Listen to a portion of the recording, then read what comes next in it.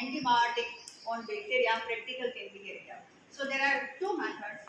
First method is agar-rich method. Now in this method we prepare a dish. First of all we will take the agar plate, and then after we will make a dish like a gutter with the help of scalpel. So this much portion we are going to remove from the agar plate. So there will be allowed now leech-like portion, and this leech-like portion will be then after filled with the antibiotic solution, and its effect will be then after studied on the bacterial cells. Now after making the dish, what is to be done? That is, now we go to inoculate the bacteria.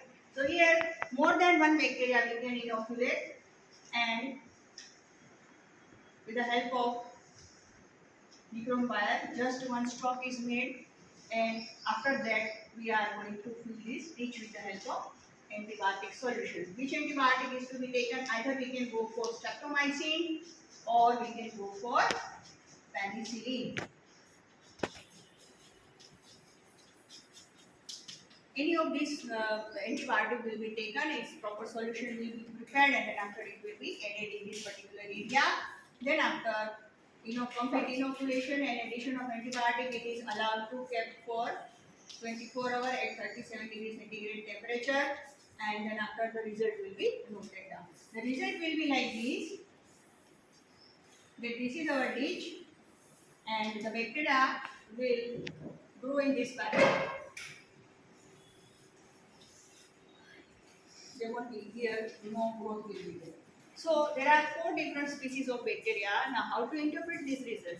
In the first case of bacterial species, we can see that it is little bit inhibited because it could not start growing from the line of inoculation, first line of inoculation. Now the second one is completely resistant. It will not allow antibiotic to be affected. Okay, so it has grown on the first line of inoculation, and it has grown nicely even in the presence of antibiotic. So it means that this particular bacteria is resistant towards the action of antibiotic. In the third one, you can say that it is inhibited up to certain level. So it may be moderately sensitive towards the action of antibiotic. And in the fourth culture, it could not grow at all. Means it is highly sensitive to the effect of antibiotic. Okay, so this way we can conclude our result for agar-rich method. Now the next method we'll take, that will be agar-cup method. Now in agar-cup method, we will take base agar plate,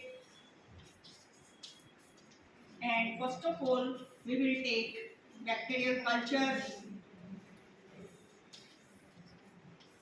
and specific amount 0.1 ml or so will be added in top agar tube. This is our top agar, and top agar will be then after overlaid on base agar plate. So now our plate is already seeded plate, means the organisms are already there, inoculated nicely. Now what is to be done in this seeded plate? We will make the exact marking, and we will make the 4 wells or 4 cups like this. Okay, so with the help of glass marker we have marked this area, and now this much area will be cut with the help of scalpel, and it will be thrown out. Okay, so now we have these 4 spaces in which we can add antibiotic solution to see their effect on the bacterial cells. Now after making these wells will be filled properly. These cups will be filled properly with the help of antibiotic solution. You can go for some different antibiotics in all the 4 cups, or you can go for different concentration of the same antibiotic also. And it is also kept for 37 degrees centigrade at for 24 hours. Okay, and on the next day we will go for the result and how the result will be found. So here we will see the result and how to interpret it. So this is our first result like this. This may be our second result. This may be our fourth result.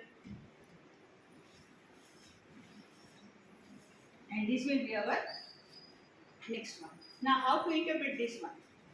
Now in the first well we can say, first cup we can say the bacteria are very resistant and they have no effect of antibiotic because they have grown there is giving no inhibition zone.